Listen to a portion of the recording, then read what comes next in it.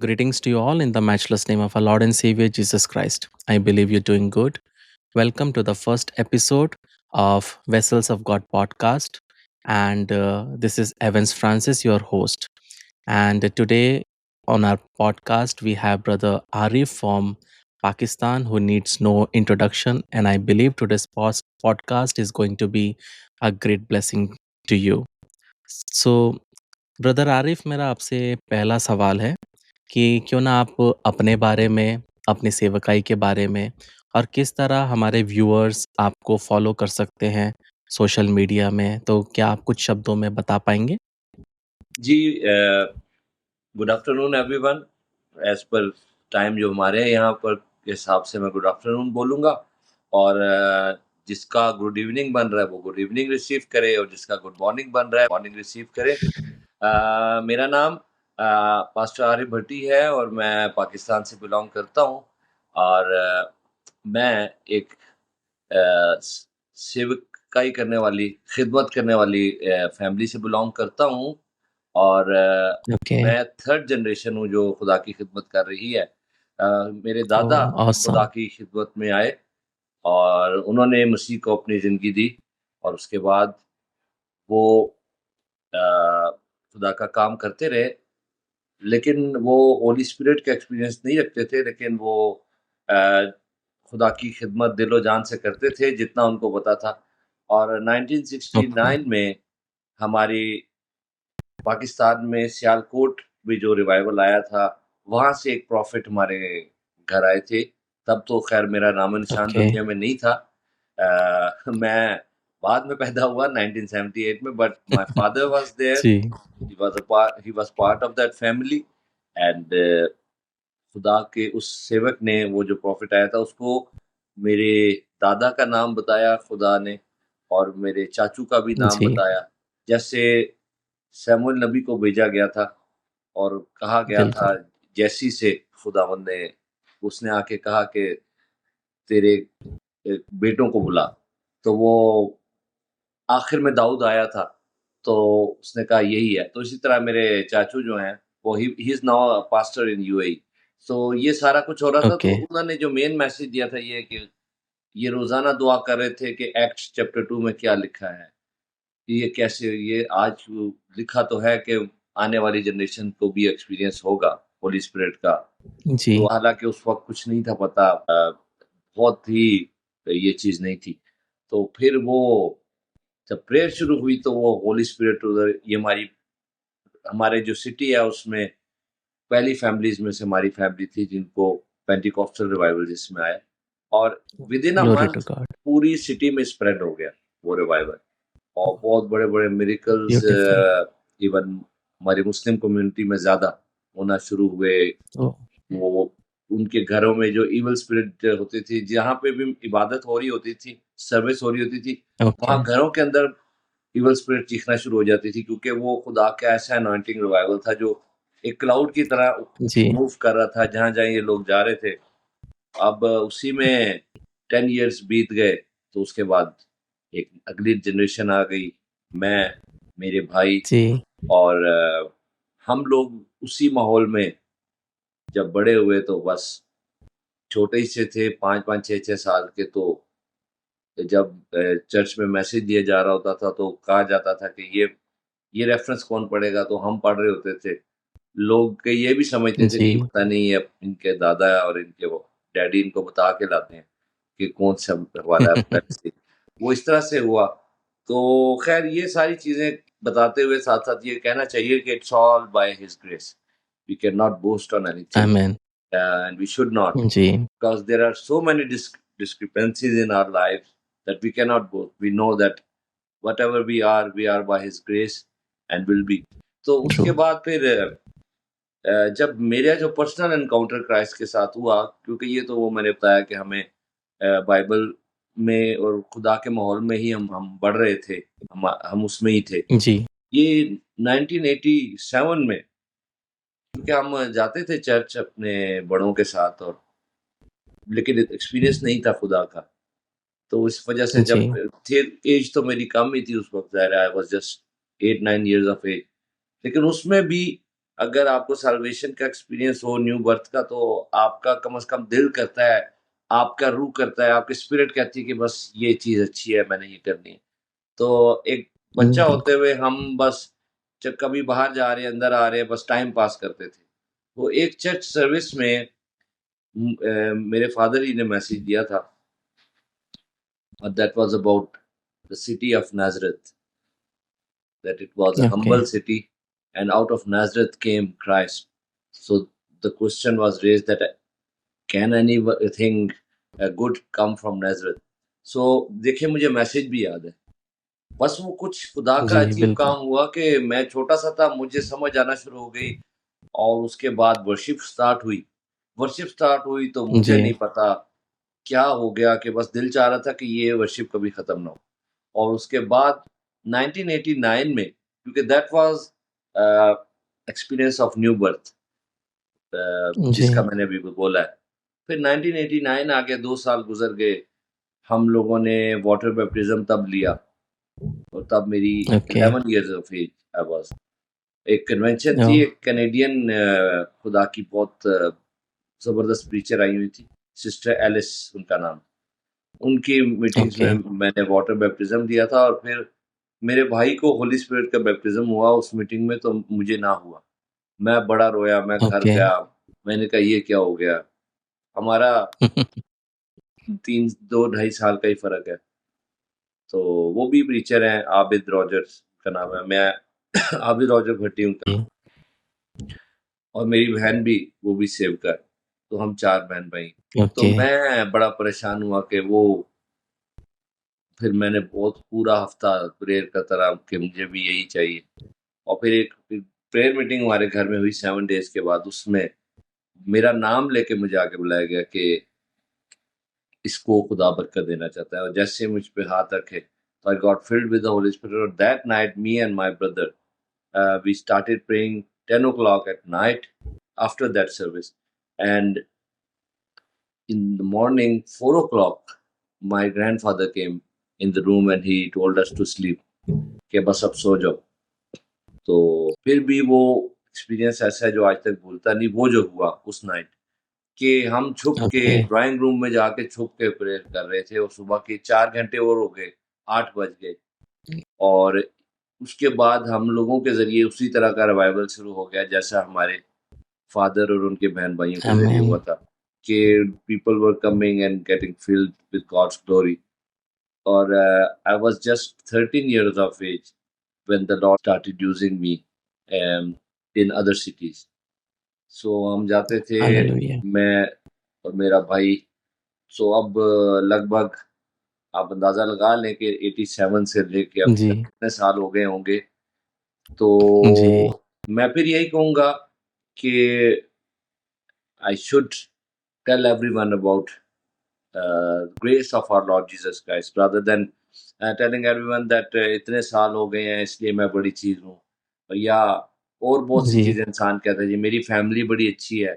हम इन चीज़ों का बता सकते हैं कि कैसे हुआ, जी, कैसे-कैसे हुआ, वो तो बताना था, you have asked the question, तो बताना ज़रूरी था।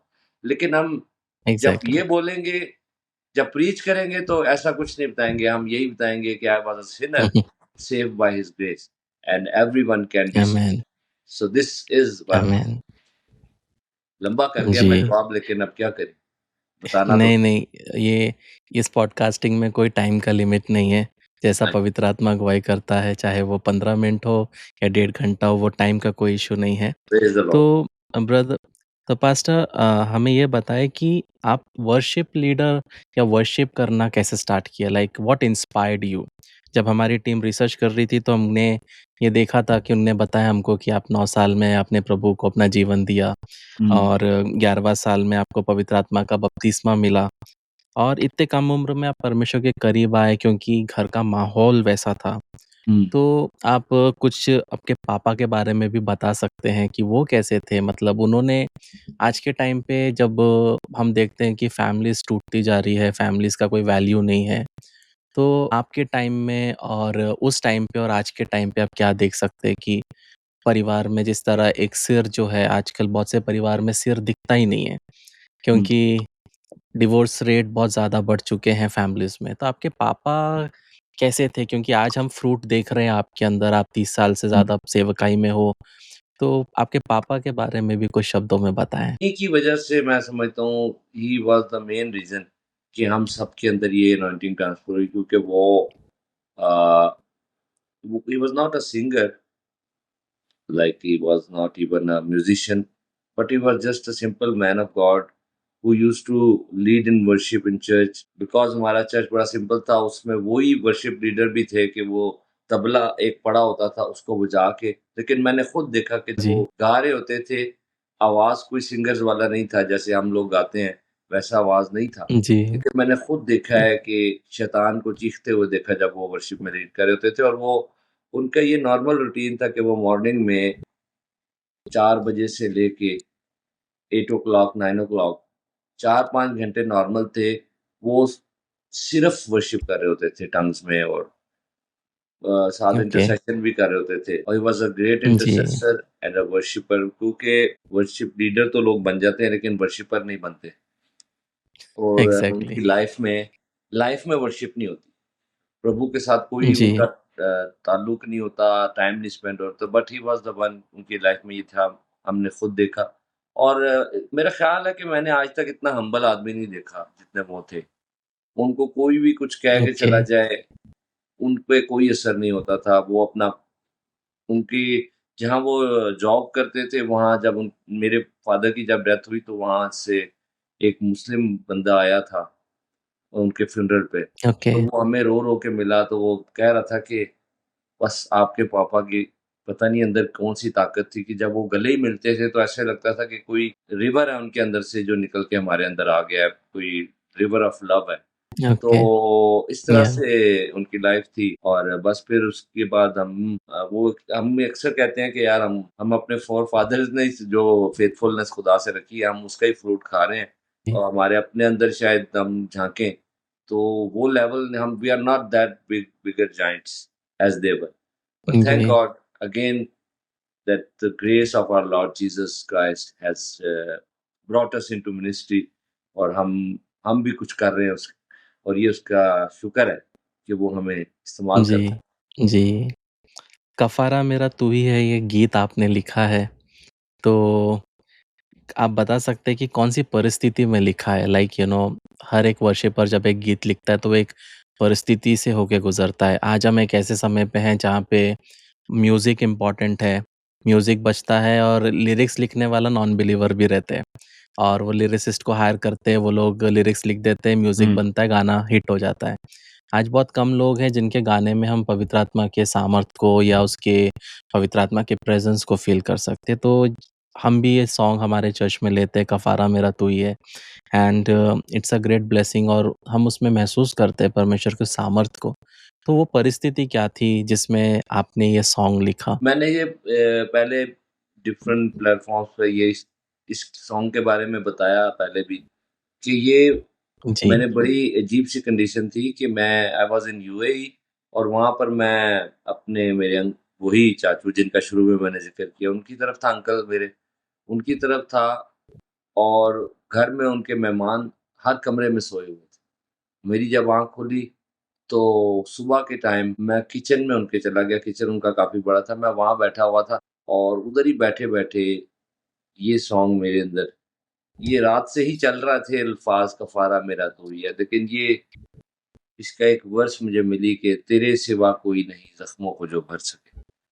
तो ये 2008 जी, में ये और जब वो मैं लिखा तो मेरी आँखों में टीयर्स थे और कि अपने परों में तू छुपा बाहों में ले ले मुझे, तसल्ली तेरी बातों में, तेरे ही छिदे हाथों में, हुँ, मैं तेरी राहों पर चलता रहूँ मेरे खुदा।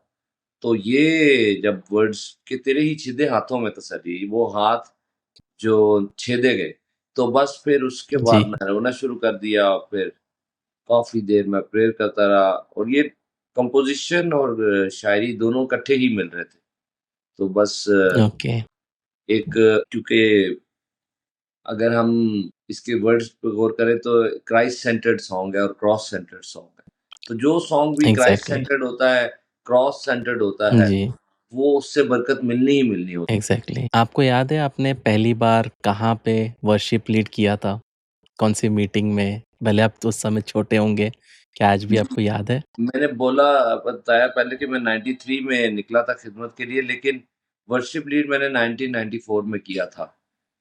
एक कन्वेंशन ओके। था, उसमें मैंने सिर्फ़ जी, 1-2 ही सॉन्ग्स गाए थे और तब कोई मुझे जी, जानते नहीं थे, लेकिन उसके बाद ही जैसे कि ट्रेडिशनल क्रिश्चियन प्रोग्राम्स होते हैं गुड फ्राइडे पे और रेज़रेक्शन डे पे, क्रिसमस पे के वो जी, गीत सारे सिंगर्स आते हैं, एक-एक सॉन्ग, 2-2 जी, सॉन्ग गाते हैं, वो इस तरह के प्रोग्राम्स होते हैं इंडिया, पाकिस्तान में भी। तो वो उसमें मुझे जी, बुलाया जाता, तो वो करवाने वाले सारे ट्रेडिशनल होते थे और ओके, नई एक्सपीरियंस जो रखते, लेकिन बस सिंस दे आर क्रिश्चियंस तो दैट्स व्हाई वो ऑर्गेनाइज़ कर रहे होते हैं, लेकिन कोई उनको न्यू बर्थ का एक्सपीरियंस नहीं होता, कोई वो नो हाउ नहीं ओके, होती, लेकिन बट रिलीजियस होते हैं वो। तो वो इस ज़्यादातर जी, ऑर्गेनाइज़र्स यही होते हैं ऐसे। तो जब मेरी बारी आती थी तो मैं तो शोर ही डाल देता था, तब मैं छोटा बहुत था।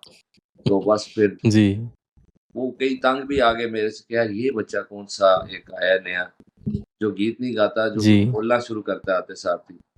एक जगह फिर मुझे एक 1996 का वाकया बताता हूँ आपको। यहाँ पर एक बिल्कुल, रावलपिंडी में ही एक चर्च है, उन्होंने कराया प्रोग्राम, तो मैं उधर इसी तरह मेरी बारी आई, तो मुझे पहले ही उन्होंने कह दिया कि आपने कुछ बोलना नहीं, आपको आदत पड़ी हुई है, आप जी, बोलते हैं। अब वो मेरे अंदर पवित्र आत्मा मुझे जो कहता था, मैं वो बोलता था। मैं क्योंकि छोटा जी, था, मैं मतलब 14-15 साल का ही था, 14-15 इयर्स। तो मैं डर गया, मैंने कहा मैं घबरा गया, ज़रा वो 2-3 बंदे इकट्ठे आपसे बड़ी उम्र के अगर कह रहे हैं, तो आप उस वक़्त तो बिल्कुल इस जी, पोज़ीशन में नहीं होते कि आप अपनी अथॉरिटी स्टैम्प कर सकें। तो मैंने कहा ठीक जी, ठीक है अंकल, ठीक है। और जब मुझे बुलाया उन्होंने, मैं ऊपर गया और मैंने हारमोनियम को की कीज़ को प्रेस ही किया, तो एकदम खुदा का कलाम मेरे अंदर आया और जी, मैं ना रुका।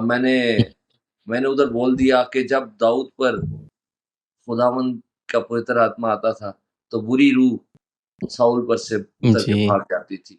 वो जैसे ही मैंने ये बात की, वो बिल्कुल डेड प्रोग्राम था। वो बिल्कुल कोई जी, लोग उसमें कोई नहीं पा रहे थे बरकत और कोई मज़ा नहीं था आ रहा होगा लोगों को।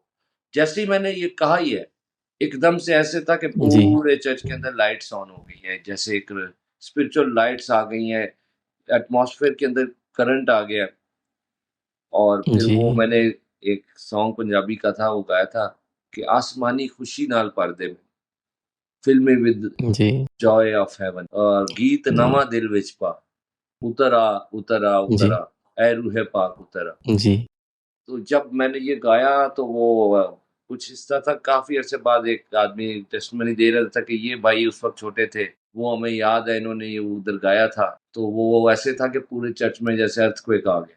तो वो एक जी, बड़ा माइटी एक्सपीरियंस हुआ कि मैं वो लोगों से भी नहीं डरा और शायद जी, यही सिर्फ़ यही एक अच्छी बात सबसे ज़्यादा रही है मेरी अंदर कि जब लोग बिल्कुल बड़े से को प्रेज़िडेंट भी सामने बैठा हो, तो बस ये नहीं देखना कि वो जी, क्या कह रहा है, ये देखना है कि खुदा क्या कह रहा है, बस वो ही बोलना है। तो इससे काफ़ी फिर आमीन, ब्रेक थ्रूज़ मिलते हैं जब हम खुदा की बात को मानते हैं। तो एग्ज़ैक्टली। पता नहीं आपने क्या सवाल पूछा था, मैं कहाँ तक चला गया? जी, सवाल मेरा यही था कि आप फर्स्ट टाइम कहाँ वर्शिप किए थे? और आपने वो हाँ, उत्तर दिया उसका। हाँ, जी, हाँ, ठीक है। तो अभी आज के टाइम पे हम जब देखते हैं तो बहुत सारे लोग इवन चर्चेस में भी यही होता है कि जब बच्चा जवान रहता है 14, 15, 16 वो चर्च एक्टिविटीज़ में बहुत ज़्यादा रहते हैं। लेकिन जैसे ही वो 12th क्रॉस करते हैं, ग्रेजुएशन होता है, फिर धीरे-धीरे फिर वो जॉब के इसमें चले जाते हैं एंड उनका फिर पर्पस पूरा जॉब हो जाता है और वो जो एक आत्मिक जीवन रहता है बच्चों का छोटे में, वो पूरा चला जाता है।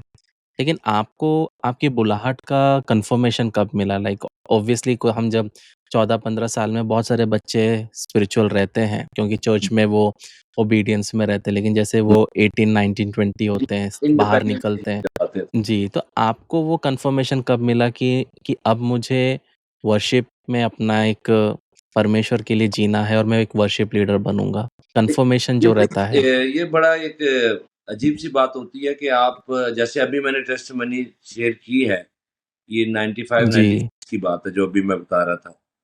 तो ये सब कुछ जी, होते हुए भी आप कई बार उस चीज़ को एक्सेप्ट नहीं कर रहे होते कि ये एक्स्ट्राऑर्डिनरी बात हो रही है और ये ख़ास जी, खुदा ने इसके लिए अलग कर लिया है एक बंदे को, तो वो 96 में ऐसा हुआ कि मुझे पता चल गया। वो इस तरह हुआ जी, कि हमारे यहाँ भी एक गुजरात है, जैसे इंडिया में गुजरात है, तो हमारे भी पंजाब में गुजरात है। हमारे पंजाब की जी, सिटी है गुजरात। वहाँ पर एक जी, टीम आई थी स्वीडन से, तो ओके, वो एक बहुत बड़ा क्रूसेड था, एक बहुत बड़ा कन्वेंशन था, जो ओपन ग्राउंड में था और ओके, उसमें मेरे डैडी भी वो इंटरप्रेटर के तौर पे गए थे, इंटरप्रेट वो कर रहे थे और मेरा जी, बड़ा भाई उसमें ट्रांसलेशन वर्क। हाँ, ट्रांसलेशन वो कर रहे थे और मेरा भाई जो है जी, बड़ा, वो उस मीटिंग को लीड कर रहा था, उसको उन्होंने बोला था। मैं वैसे ही साथ जी, गया हुआ था और मैंने उस वक़्त इंग्लिश में क्या कहेंगे टिंड कराई थी, बाल बिल्कुल जी, कटवाए थे। जी, जी, शेव करते हैं। शेव उस सर को किया हुआ था, तो मैं और भी अजीब-सा लग रहा था।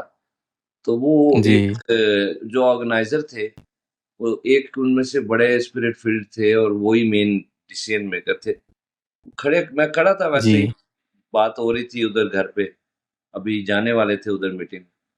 तो उन्होंने कहा ये भी गीत गाएगा, ये बोल दिया उन्होंने। अब इतना बड़ा 3-4,000 का वहाँ मजमा है और मेरा कोई इतने जी, बड़े मजमे का एक्सपीरियंस नहीं, मैं तो बस छोटे-छोटे चर्चेज़ के अंदर ही कर रहा था तब तक सेवा। जी, तो वैसे भी मैं यही समझता था कि बस ठीक है, कभी गीत गा दिया, लेकिन वो तो मुझे पता था कि मेरे अंदर कुछ होता है, जब भी मैं ये काम करता हूँ। वो उन्होंने मुझे बुलाया, उन्होंने कहा 2 गीत आपने गाने हैं। अब वहाँ पर ये था कि जी, वो बसेस के ज़रिए ज़्यादा लोग जमा थे, किए गए, ओके, तो ओके, लोगों के अंदर कोई सीरियसनेस नहीं थी और इतना डिस्टर्ब्ड क्राउड मैंने ज़िंदगी में बहुत कम देखा है, कि हर बंदा दूसरे से बात कर रहा है, कोई ऊपर सुन नहीं रहा किसी की और वो कहते हैं ना माहौल बन नहीं रहा, कुछ जी, भी हो नहीं रहा, बिल्कुल, बड़े वो परेशान थे। अब वो जब उन्होंने मैसेज से पहले वो कहा कि ये आरिफ भट्टी साहब है, ये बच्चा है, ये आएगा और ये 2 गीत गाएगा। तो मैंने उनको बताया, मेरे अंदर खुद ही से चलना शुरू हो जाता था। मैंने उनको कहा कि मैं 2 गीत नहीं गाऊँगा, हो सकता है मैं 1 ही गीत गाऊँ, लेकिन मैं 10 मिनट से जी, पहले नीचे नहीं उठ 10 मिनट मुझे आपने छेड़ना नहीं किसी ने। मैं गया उन दिनों, जी, एक बड़ा पावरफुल गीत था जो इतना गाया ही नहीं है मैंने उसके बाद, दैट इज़ जी, about the blood of Jesus, वो मुझे दिया हुआ था ओके, और वो था कि खून बहता रहा, पाप धुलता रहा, ज़ख्म रिसते रहे, अर्श खुलता रहा, यानी हेवन, अर्श खुलता रहा, जी, सब तूफ़ानों का वो रुख बदलता रहा, तू तो महफ़ूज़ है पर वो जलता रहा। और ये मैं शुरू किया, जब मैंने ये शुरू किया तो वो एकदम से खामोशी हो गई पूरे क्राउड में, जो कि हुई नहीं थी ओके, शुरू से, जब से मीटिंग हो रही थी वो टर, टर, टर, टर, टर, टर, टर आवाज़ें आती रही, कोई वो अजीब-सा ही था वहाँ पे कुछ लेकिन वो सारा माहौल जो है चेंज हो गया। वो मैंने साथ ही उसको जब वो सॉन्ग खत्म हुआ, तो मुझे पता था क्योंकि मैं बीच में साथ-साथ प्रीच भी कर रहा था। जो मेरे अंदर आ रहा था, बता रहा था, वो नहीं मुझे याद क्या मैंने बोला। तो उसके बाद जी, हालेलुया का कोरस मैंने शुरू कर दिया और ये 10 मिनट जी, जब पूरे हुए, जब मैं नीचे आया, तो वहाँ नीचे लोग रो रहे थे। लोग चीखें मार-मार के भी रो रहे थे, अजीब-सा ही नीचे काम हो गया शुरू। वो बाद में कई पास्टर्स जी, मुझे मिले, वो उन्होंने मुझे ऐसे बाजू से ऐसे पकड़ के कहते हैं, "आपको पता है कि वहाँ क्या हुआ है?" मैंने कहा, "जी, अंदाज़ा तो है कुछ थोड़ा-सा।" कह रहे, "नहीं, नहीं, आप जी, सुनें।" कह रहे हैं कि एक ऐसा काम हो कभी हुआ ही नहीं पहले, देखा नहीं हमने जो हुआ है, कि जैसे ही आपने गाना शुरू किया, तो नीचे कोई पावर थी जो आ गई थी जिसने हर एक को पकड़ लिया और बस फिर उधर से मैं बड़ा रोया इस बात पे, मुझे समझ गया आ गई। हालाँकि फुल टाइम मिनिस्ट्री जी, में मैं 2006 में आया, 10 साल बाद। जी, लेकिन उस टाइम मैं ओके, स्टूडेंट था, फिर बाद में अपनी फैमिली को सर्कमस्टेंसेस, वो भी एक अलग बात है कि बहुत बड़े हम स्टॉर्म्स में से गुज़र के खुदा की फेथफुलनेस के गीत गाते हैं, कि वो फेथफुल रहा। उस समय स्टॉर्म्स में जी, छोड़ा नहीं, वरना वो कहता है ना, जी, डेविड कहता है कि अगर प्रभु हमारे साथ ना होता, तो हम कब के फना जी, हो जाते। तो ऐसा ही कुछ रहा एग्ज़ैक्टली। कि we can sing always about his faithfulness and his steadfast love. जी, Uh, जी, can share our testimony, the details of our testimonies, but the जी। summary of our testimony will be always our Lord Jesus Christ and His amen, grace, what He amen. has done for us. जी। सेवकाई में family का बहुत important role होता है। हुँ। तो आपकी सेवकाई में आपकी वाइफ़ का क्या रोल था? हाँ जी, इससे पहले कि मैं वाइफ़ के बारे में बताऊँ, वो पहले आपने फिर फैमिली लाइफ़ में मेरे फ़ादर के कैरेक्टर का वो ज़िक्र हुआ था कि वो कैसे थे, क्योंकि आजकल तो कैरेक्टरलेस होते हैं बिल्कुल, और बिल्कुल। मिनिस तो वो मैंने जैसे बताया हम्बल थे, और वो he was a godly father, a godly husband, a godly son and a godly brother. Okay. तो ये सारी चीज़ें उनके अंदर जी, थी। मेरी मदर भी खुदा की बड़ी ज़बरदस्त बंदी थी, और वो बहुत ज़्यादा होलीनेस में और ओबीडियंस में खुदा के साथ चलती रहीं। हमें हर बुरे काम से उन्होंने रोका, और हर वो काम जो प्रभु उसका था उसमें एनकरेज किया, पुश किया।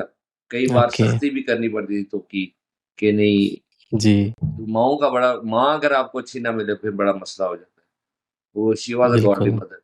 तो उसके बाद मेरा ये फ़ायदा ये हुआ मुझे कि मेरी अपनी ही मेरे फ़ादर की जो छोटी बहन है, क्योंकि सारे ही वो भी खुदा प्रभु की सेवा में थे, तो उनकी जो बेटी है जी, उससे ही मेरी शादी हुई। यानी मेरी फूफो की ओ बेटी से मेरी शादी हुई, जो ऑलरेडी मिनिस्ट्री में थी। ओके। और ओह! ये ओके। काम 2008 में हुआ, 2008 टू नहीं 2009 में। देखो मुझे याद ही नहीं है अपनी शादी का साल। 2009 में 2009 में हुआ, और जी, वो भी ज़बरदस्त खुदा की बंदी, और वो भी अपने चाइल्डहुड से खुदा के ओके, साथ चल रही। तो बस ओके। वो कहा जाता है ना, एक खुदा के सेवक ने, बेनी हिन्न ने कहा था कि अगर आपने अपने लिए लड़की ढूँढनी है, तो आप ये ना देखो कि लड़की कैसी है, आप ये देखो कि उसकी माँ कैसी है। तो क्योंकि जी, उसकी बिल्कुल। माँ, शी इज़ अ प्रोफेटेस, मेरी जो मदर इन लॉ, जो मेरे, she is a okay, prophetess for last 45 years. She is in this okay. prophetic ministry and Lord talks to people। और आप सोचें कि मुझे सास और ससुर भी खुदा के सेवक मिल गए, क्योंकि उनके, मेरी जो आमीन। मिसेज़ हैं, उनके फादर वो पहले हमारे चर्च में एज़ एन इवेंजलिस्ट खिदमत करते थे, और लेकिन बाद में वो पास्टर भी बन गए हमारे ही चर्च। तो ओके, मुझे तो करीब से ही रिश्ता मिल गया, ओके। और बहुत ही एक वननेस उस वक़्त से, जब से ही हमारी शादी हुई है। मेरी मिसेज़ बहुत ज़बरदस्त जॉब पे थी। उन्होंने उस जॉब को, जो आजकल बहुत ज़्यादा गवर्नमेंट सेक्टर में बहुत ज़्यादा हर कोई उसके लिए पैसे देता है, ब्राइब देता है कि वो जॉब मिल जाए। उनकी वो जॉब छोड़ी उन्होंने, कि नहीं, मैं ओके, खुदा के सेवक के साथ खिदमत करूँगी। मेरे लिए जॉब तो ज़्यादा ओके। इम्पोर्टेंट नहीं है, the will of God is more important for me. तो ये तो हर वक़्त ट्रैवल करते जी, रहते हैं, तो मैं क्या, घर जॉब में मैं बैठी रहूँगी, मैं इनके साथ ही जाऊँ। तो तब से हम इकट्ठे ही जाते हैं, और आज तक जहाँ जाते हैं जी। कोशिश होती है, तो बस इस तरह से मिल-जुल के खुदा। बहुत बार सेवकाई में एक चीज़ जो बहुत घरों में होता है वो है कि फैमिली ओवरलुक्ड हो जाती है। तो आप अपने पर्सनल लाइफ़ और सेवकाई में बैलेंस कैसे बनाते हैं? क्योंकि बहुत बार कुछ लोग या तो बहुत ज़्यादा फैमिली हो जाते हैं या कुछ लोग बहुत ज़्यादा स्पिरिचुअल हो जाते हैं। हुँ। बैलेंस बनाना सबके बस की बात नहीं है। तो आप कैसे अपने लाइफ़ में होता ये है कि बैलेंस बनाते हैं? मैंने जो इस पे गौर किया, होता ये है कि जब जो टाइम देना ही देना है सेवकाई में, उससे हट के भी जी, हम हर वक़्त ही जो टाइम बचा है, उसमें भी किसी न किसी को अपने घर बुला लें, उसके साथ वचन की बातें कर रहे हैं। एक एग्ज़ाम्पल दे रहा हूँ, या जी मैं बाहर जी, जा रहा हूँ, मैं ज़रा अपने दोस्तों के साथ जाके प्रेयर कर लूँ, ये है वो। जी, ये वो चीज़ें होती है, और इल्ज़ाम इस पे ही जाता है कि ये शायद सेवकाई में कोई ऐसा मसला है जिससे आप फैमिली को टाइम नहीं, जी वो नहीं दे सका, ऐसा नहीं होता। जब आप इस चीज़ को जी, प्रायोरिटाइज़ करते हैं, तो फिर आप कहते हैं यार मैंने नहीं जाना। कोई आपको कॉल भी करेगा कि यार आना, ज़रा मिल के प्रेयर करते हैं, तो आप उसको बता सकते हैं यार मैं अपने बच्चों के साथ हूँ, we are going to park, या बच्चों के जी, को मैं स्कूल लेके जा रहा हूँ, या जो भी बच्चों के साथ मेरा, या हम शॉपिंग के लिए जा रहे हैं। तो फिर जी, जब आप एक चीज़ को ज़रूरी समझते हैं, तो फिर आप उसको टाइम देंगे। वो जो बीच में मिड टाइम आपका खाली होता है, फिर आप उसको भी कि जी मैं बाइबल स्टडी कर रहा हूँ, मैं प्रेयर में ठहरा हुआ हूँ, मेरे पास कोई ना आए, मेरे करीब भी कोई ना आए। मैं अपने दोस्तों के साथ हम 10 दिन के लिए पहाड़ पर जाके प्रेयर कर रहे हैं। वो आपका जो मेन जो सीक से जो मिनिस्ट्री टाइम है, उससे हट के जो टाइम है, वो भी आप उसी में दे रहे हैं। तो पीछे बच्चों को जी, और कई बार ऐसा होता है कि फिर पीछे बच्चों की माँ भी खुदा में नहीं होती, तो फिर वो जी, बच्चे आगे कभी भी खुदा में नहीं आते और सारा काम खराब हो जाता है। और जी। लेकिन मैंने तो इसका भी फ़ायदा नहीं उठाया कि मेरी बीवी खुदा में थी। ख़ैर मुझे खुली छुट्टी है। जी, मैं इस चीज़ के लिए कॉन्शियस हूँ कि मुझे अपने बच्चों को टाइम देना है, वरना वो टाइम कोई और ले जाएगा। मुझे एग्ज़ैक्टली। उनके अंदर जो वैक्यूम है, मुझे उसको फ़िल करना है, खुदा के बाद, जी, वरना दुनिया फ़िल कर देगी, लोग फ़िल कर देंगे। एग्ज़ैक्टली। लोग अपने कॉन्सेप्ट्स उनके अंदर बिठा देंगे, मैं साथ नहीं होऊँगा, तो उन्होंने अपने बाप से कुछ जी, नहीं लिया, दुनिया से, दोस्तों से ले लेंगे और फिर वो गॉडली जनरेशन नहीं होंगे। बिल्कुल, बिल्कुल।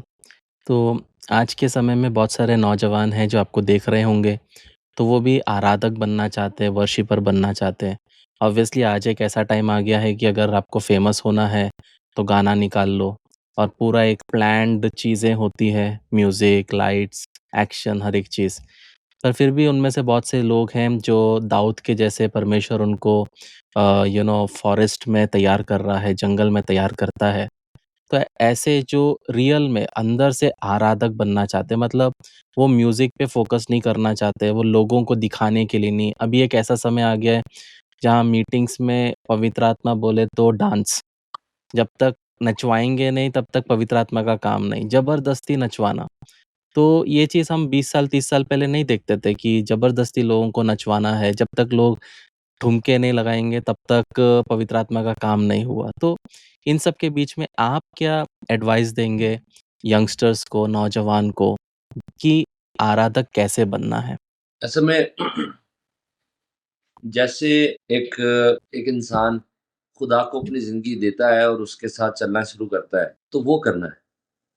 एक मैं बिल्कुल ही सिंपल जवाब दे रहा हूँ, क्योंकि वो नहीं किया होता जी, और क्रिश्चियन बीइंग अ क्रिश्चियन एक इंडस्ट्री बन गई है, गॉस्पेल इंडस्ट्री कह सकते हैं अब, गॉस्पेल सिंगिंग इंडस्ट्री ही बन गई है अब तो, सॉरी टू से, जी, कि जिसमें अच्छा सॉन्ग बनाना है जैसे आपने बोला और उसको अपलोड करना है और उसमें उसको बूस्ट देना है और वो मशहूर हो गया जी, और अब जी, ये उसको ही सब बुला रहे हैं और वो गा रहा है। वो खुदा के साथ उसने अपनी ज़िंदगी वो एक्सपीरियंस वाली नहीं शुरू की, वो पर्सनल सेवियर के तौर पर नहीं जानता, उसको होली स्पिरिट की अनॉइंटिंग नहीं मिली, उसने चर्च में टाइम सेवा में नहीं गुज़ार रहा, वो एक सिंगर है बस वो मशहूर हो गया।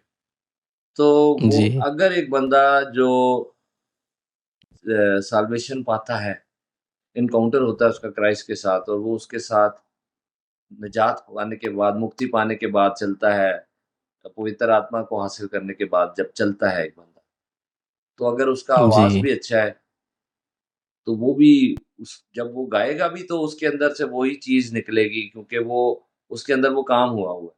और अगर वो बेसिक काम ही नहीं एग्ज़ैक्टली। हुआ मुक्ति का और अगर वो जी, बेसिक काम ही नहीं हुआ, मसा ही नहीं किया गया, तो फिर तो वो सिंगिंग ही करेगा जहाँ जाएगा और वो कभी भी रूहें नहीं जीतेगा, सोल विनिंग कभी नहीं करेगा क्योंकि उसको पता ही नहीं सोल विनिंग क्या होती है। बस ठीक है मैंने गीत गाया, लोग खुश थे, एग्ज़ैक्टली। लोग नाच भी रहे थे, क्योंकि उसकी अपनी सोल नहीं सेव हुई तो उसको सोल विनिंग का पता ही नहीं होगा। तो मैं यही कहूँगा बिल्कुल, सबसे कि अगर आप इसमें आगे भी चले गए हैं और अभी तक आप के थ्रू सोल्स नहीं विन हो रही और आप एक सेवक नहीं हैं, आप एक सिंगर हैं, तो फिर सब कुछ को छोड़ के पहले दुआ में जाएँ और प्रार्थना में वक़्त गुज़ारें और यीशु को अपना पर्सनल सेवियर मानें और उस एक्सपीरियंस को हासिल करें जो साल्वेशन का है और उसके बाद पवित्र आत्मा को क्या तजुर्बा एक्सपीरियंस उसको हासिल करें और फिर चर्च में लीडर्स के साथ बिल्कुल ज़ीरो सबमिशन यानी कि zero submission, zero level submission कि जिसमें एक जी, बंदा उसको कोई है ही नहीं कि मैंने मशहूर होना है। बस वो जगह-जगह जा रहा है, जहाँ-जहाँ प्रभु के दास जा रहे हैं, उनके साथ है और बस उसको ये खुशी मिल रही है कि मैं इनके साथ हूँ और जहाँ मौका मिल रहा है, वो टेस्टिमनी दे रहा है और उसकी टेस्टिमनी से लोग सेव हो रहे हैं। जहाँ मौका मिल रहा है, वहाँ गीत गा रहा है और वो उसकी सॉन्ग से लोगों को टेस्टिमनी मिल रही है कि ये वो बंदा है, जिसको प्रभु ने बदला है और अब ये गा के हमें बता रहा है कुछ। जब से प्यारा यीशु आया, मेरा जीवन बदल गया। तो अब जी, ये जब होगा मैं सबको यही कहूँगा कि अगर ये नहीं है तो सब बेफ़ायदा है, सब कुछ बेफ़ायदा है। जी, जी। आपके जीवन में कोई मेंटर्स रहे हैं अपार्ट फ्रॉम योर फादर जिन्होंने आपको ग्रूम किया है आराधक बनने में बेटर हम सबको बेटर बनना है तो आपको एक बेटर आराधक बनने में ह्यूमनली किसी ने मेरे मदद किया है? मेरे जो मदर इन लॉ हैं और वो जी, उनके हस्बैंड यानी मेरे अंकल मेरे पास्टर साहब और मेरे वो अंकल चाचू जो दुबई में हैं, पास्टर हैं, जिनके बारे में मैं बताया था प्रोफ़ेसी हुई थी। वो लोग हैं जी, और हमारे एक और आप कहेंगे यार इनके तो सारे अंकल ही हैं, कोई और नहीं तो ये मैं क्या करूँ? हमारी फ़ैमिली में ये ग्रेस जी, था कि इर्द-गिर्द भी सारी जितनी फ़ैमिलीज़ थी वो उनके अंदर और हमारे सारे कज़िन्स भी, वो सारे मिनिस्ट्री में। जी, तो ये सारे हमारी जी, फ़ैमिली के जो बड़े थे वो ही हमारे मेंटर थे, अपार्ट जी, फ्रॉम माय पेरेंट्स। जी। आल्सो आई हैवंट आप मेंशन कब my grandfather, my grandfather was okay. Also जब आप कोई मीटिंग के लिए तैयार होते हैं तो आप किस तरह तैयार होते हैं?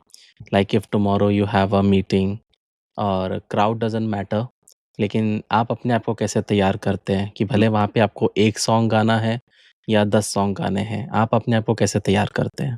हमें तैयारी जो है एक तो उस दिन जाने से पहले जो करनी है वो तो वही है कि आप प्रेयर में ठहरते हैं, प्रेयर करते हैं जी, और अगर आपने प्रीच भी करना है तो आप वो कलाम जो दिल में डाला है उसको तैयार करते हैं। ये तो हो गई ये तैयारी जो एक उस वक़्त वाली। एक तैयारी होती है जो आपकी हो रही होती है साथ-साथ डेली लाइफ़।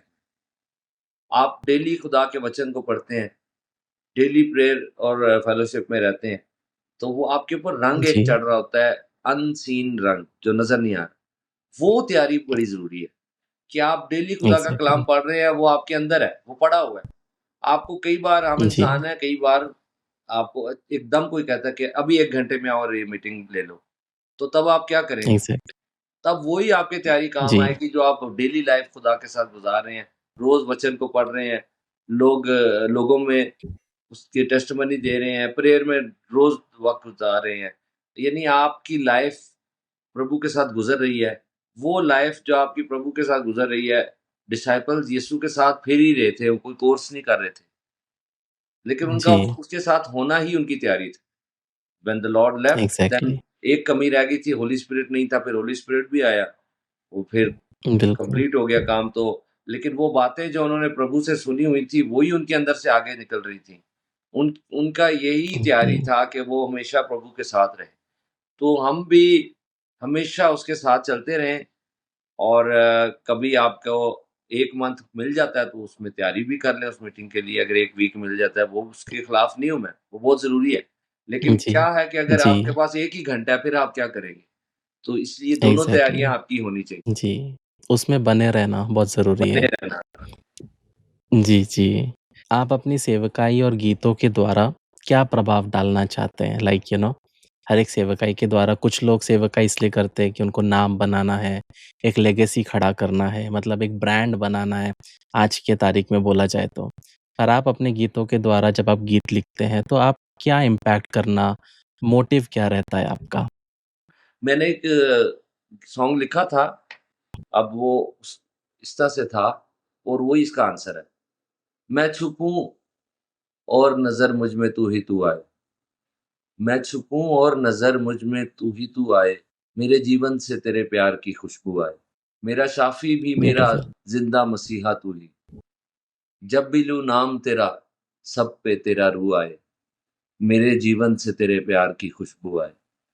तो होना ही यही मोटिव चाहिए हर सेवक का, चाहे वो गा के नहीं भी खिदमत करता, वो प्रीच करके, बोल के करता है। जिस जिस मीडियम से भी करता है, वो क्या कहता है पॉल कि ज़िंदा रहना मेरे लिए मसीह है और मरना वरना उसका फ़ायदे की पाना है। बात है, नफ़ा है। तो हम कहते हैं एग्ज़ैक्टली। जीते हैं तो उसी के लिए जीते हैं, मरते हैं तो उसी के लिए मरते हैं। जिएँ या मरें, जी, हम उसी के हैं। तो ये बहुत ज़रूरी है कि हम उसके लिए जिएँ, वही हमारा मकसद हो, वही हमारा गोल हो। पॉल कहता है मैं निशान की तरफ दौड़ा चला जाता हूँ। और जी, मोसेस के बारे में लिखा है कि उसने सारे इजिप्ट की ट्रेजर्स को उसने ठुकरा दिया, क्योंकि उसकी नज़र जी, अजर पाने पर थी, आसमान पर उसकी नज़र लगी हुई थी कि ऊपर मुझे अजर मिलेगा, ऊपर मुझे जी, वो उसका फ्रूट मिलेगा। और वो अजर क्या है? वो अजर डेविड बताता है साम 16 में कि खुदावंद ही मेरा अजर, the Lord himself yes, is my reward. जब मैं आसमान पे जाऊँगा तो जी, वहाँ मेरा रिवॉर्ड जो है, जो मुझे मिलेगा वो जी, lord Jesus Christ himself is my reward. So यही जी, यही बात है कि हमारे लिए यही सबसे बड़ा हुआ है वाक़या। हमारे लिए जो सबसे दुनिया में जी, बड़ा हमें गिफ्ट मिला है वो ये है कि वी नो क्राइस्ट, कि हम जी, उससे जान गए हैं और यही सबसे जी, बड़ा खजाना है। यही वो बात है जो एग्ज़ैक्टली। मैक्सिमम इस दुनिया में किसी के साथ हो सकती है। होता है ना कि अब मैंने यहाँ तक पहुँच गया, अब इससे ऊपर मैंने कुछ हासिल करना है। लेकिन जिसको क्राइस्ट मिल जी, गया है, उसको पहले ही द हाईएस्ट थिंग मिल गई है। उसने पहले ही हाईएस्ट पीक ट्रू। पे है वो। क्योंकि यही दुनिया में सबसे हाईएस्ट बात है कि किसी को क्राइस्ट मिल जाए। जी, तो मैं सबसे इन यही सालों कहूँगा में कि इतना परमेश्वर ज़्यादा फ़िक्र में ना रहा करो हुँ, हुँ, अपने कि यार मैं तरक्की नहीं कर रहा। If you know Jesus, if you have him in your जी, life, then already you have the best. या इतने सालों में परमेश्वर ने सेवकाई के ज़रिए आपको बहुत कुछ सिखाया होगा। लेकिन अगर मैं पूछूँ कि एक वो चीज़ आपको बताना है कि इतने साल की सेवकाई में आपने सीखा है परमेश्वर के साथ चलना और क्या वो एक चीज़ आप क्या बताओगे?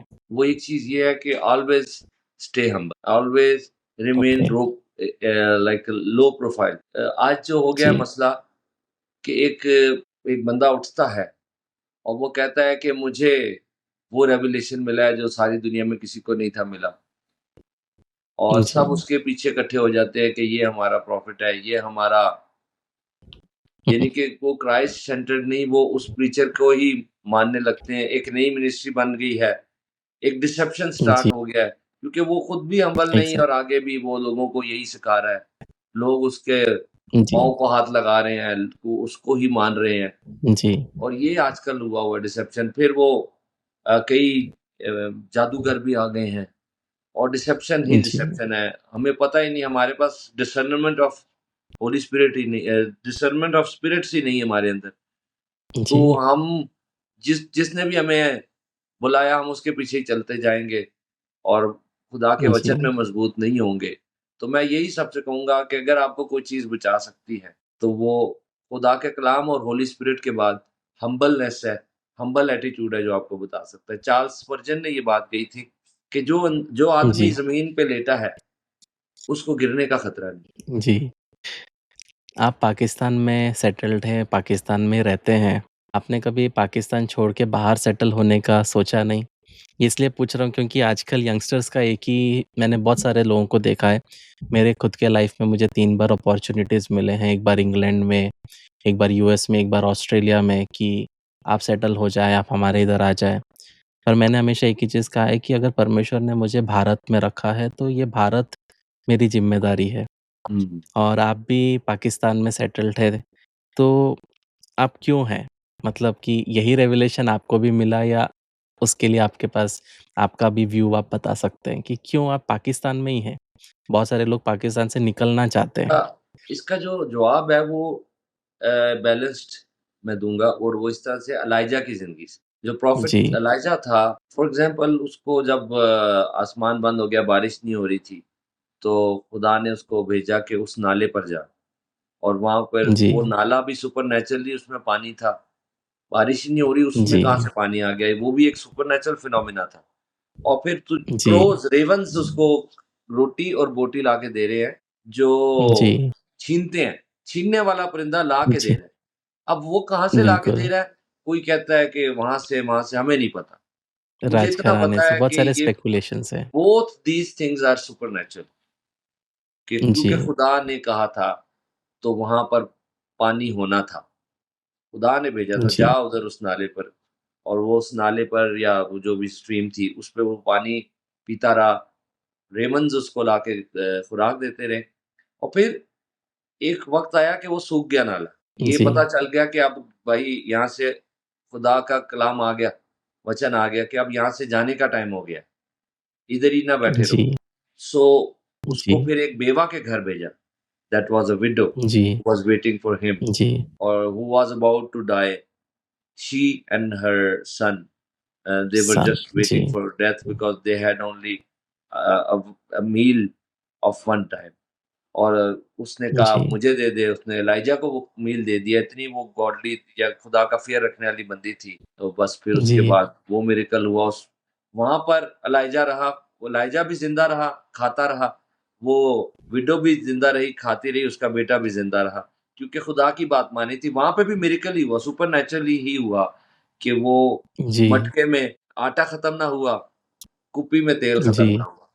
तो जहाँ-जहाँ खुदा भेजता है, बिल्कुल, जब आप वहाँ रहते हैं, तो आपकी लाइफ़ में मिरेकल्स होते रहते हैं और है जी, दुनिया सारी वहाँ पर वो फ़ेमिन भी आ जाए, फिर भी क्योंकि आपको जी, खुदा ने जहाँ रखा है, आप वहाँ हैं, तो सब कुछ प्रोवाइड होता रहता है। तो अब यही है कि एग्ज़ैक्टली, मैं ये भी नहीं कहता कि मैंने तो जी बस इधर ही रहना है। मैं अगर मुझे वो कहेगा तो मैं ज़रूर जाऊँ, कहीं पर भी। बिल्कुल, लेकिन अगर वो नहीं कहेगा तो मैं जाके भी जोना की तरह मुश्किल में ही जी, पड़ूँगा। क्योंकि जो जिसको ये सारे यंगस्टर सुन लें कि अगर आपको खुदा ने बुलाया है, if you are called by the Lord जी, like Jonah and if you are running away जी, from where he is sending you or where he जी, wants you to be, if you are running away from that place, you will suffer. And that suffering won't be of that type that comes due to righteousness. And that is because you जी, have gone astray from the will of the Lord. So ये बहुत ज़रूरी है इस बात का भी exactly, समझना हर वक़्त जो मुश्किल हम पे आती है, वो इसलिए नहीं आती क्योंकि हम बिलीवर हैं तो इसलिए मुश्किल में से गुज़र रहे हैं। वो भी है, लेकिन ये दू जब हम एक दूसरी टाइप की मुसीबत आती है, जब हम योना की तरह भाग रहे होते हैं, जहाँ खुदा हमें देखना जी, चाहता है, तो उससे भी जो आती है, तो कई कई लोग शायद अभी भी सुन रहे हैं और आपको समझ नहीं आ रही कि मैं क्यों नहीं मुश्किलात खत्म हो रही। तो चेक के दोनों में से कौन-सी मुसीबत आप पे आई हुई है? अच्छी वाली, जो खुदा का जी, बंदा होने की वजह से हर बिलीवर पे आती है या वो वाली कि जो खुदा का बंदा भाग रहा है जोना की तरह उस पे आई?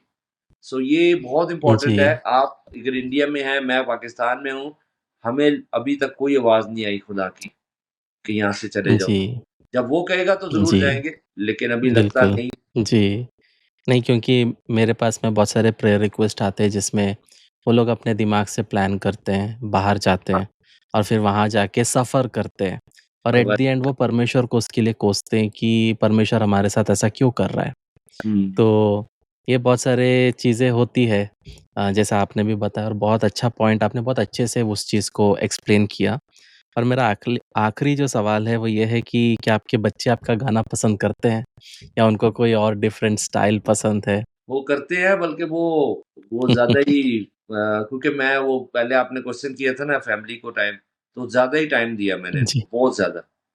तो अब तो जी, क्योंकि हम ट्रैवलिंग इवेंजलिस्ट हैं मैं और मेरी वाइफ़, तो उस वजह से जी, हम इनको होम स्कूलिंग करते हैं, तो वो इनके टीचर भी हम ही हैं। ओके, और होम स्कूलिंग करते हैं और वो हम क्योंकि हम उनको स्कूल भेज दें तो फिर हमारी ट्रैवलिंग बंद हो जाएगी, हम आउटरीच नहीं कर सकते। जी, तो ये हमारे साथ ही बिल्कुल, होते हैं और एक जी, इनके टीचर हैं जो हमने जिनसे रिक्वेस्ट की हुई है, वो जब ये हम घर पे होते जी, हैं फिर ये उनसे पढ़ लेते हैं जाके और फिर तो वो यही कहते हैं कि नहीं-नहीं और ये बस वही बच मेरे बच्चे हैं ना इसलिए उनके लिए उनका बाबा ही बेस्ट सिंगर है। Thank you so much pastor आपने समय निकाला और हमारे कुछ प्रश्नों का उत्तर दिया और आई बिलीव कि जो लोग हमें देख रहे हैं या लोग जो सुन रहे हैं, उनके लिए आज का ये पॉडकास्ट बहुत ही आशीषित होने वाला है और थैंक यू सो मच आपने हमें समय दिया and those who are watching us I just want to thank you also for joining us on our podcast. And next week also we will come back again with another vessel of God whom God is using in maybe in India or abroad, we don't know, but whomever the Lord has chosen, they will be on this podcast. And more details you will find in the description below. And may God bless you. May His face shine upon you. Stay blessed. Keep smiling. Shalom. Shalom.